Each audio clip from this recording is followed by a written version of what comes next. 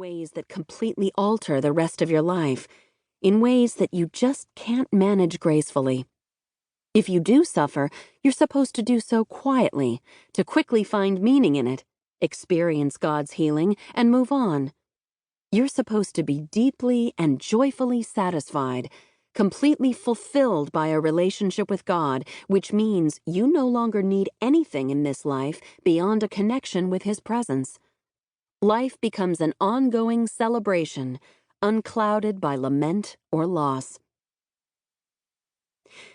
The persistent anguish of repeatedly losing someone I loved affirmed to me that I did need something more than just a relationship with God in this life. While it's true God is a mother to the motherless, nothing replaced that missing relationship. And while being essentially motherless is not a fatal condition, it has a lasting impact. It leaves scars that are always sensitive. So if I was going to believe any story about God being with His people and meeting all their needs, it was going to have to accommodate a story like mine.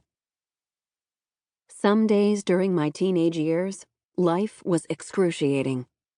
I was deeply unsatisfied with life as it was unfolding. I was serious about growing in my relationship with Christ, yet I found I still had unmet longings.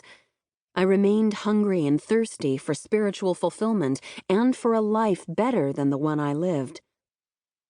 My family was living on public assistance, food pantry fare, government cheese, and the discounted bread that had passed its expiration date.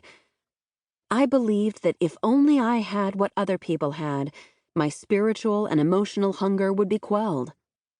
My mother was ill and dependent on me and my siblings, and I thought that if only I had a normal family, I would no longer thirst for a more fulfilling life. I lived in the country, then in the city, in decidedly ordinary and overlooked places. I dreamed that if I could go to the exciting and glamorous places, or become one of the suburban folks I envied, I would feel like I belonged in this world. I got some of what I wanted. I went to college, got married, became a professional, earned an adequate income, experienced some success.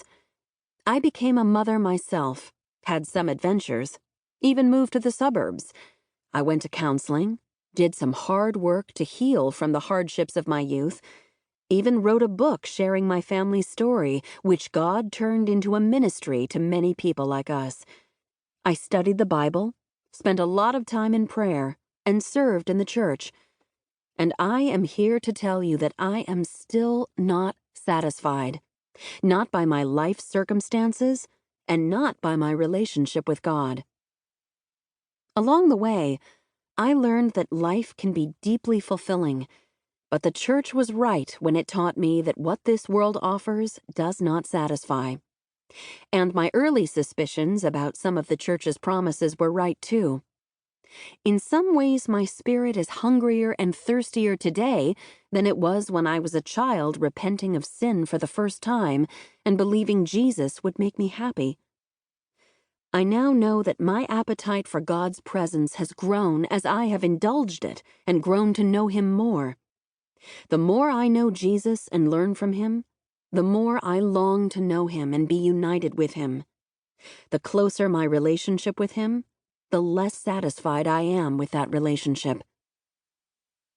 Statistics suggest I have a lot of life ahead of me. I plan to be far more intimate with Jesus at the end of my life than I am today, thanks to the work I know the Holy Spirit will do in me in the intervening years.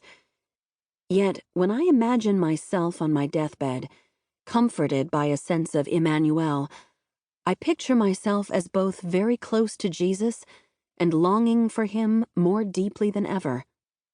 Don't get me wrong, I am moving into greater unity and connection with Christ thanks to His gracious persistence.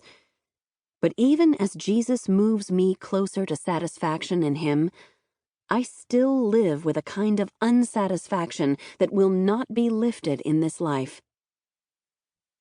Your story is different. You have been down a road I wouldn't even recognize. But I am certain you have met with disappointment and loss, and you know what it is.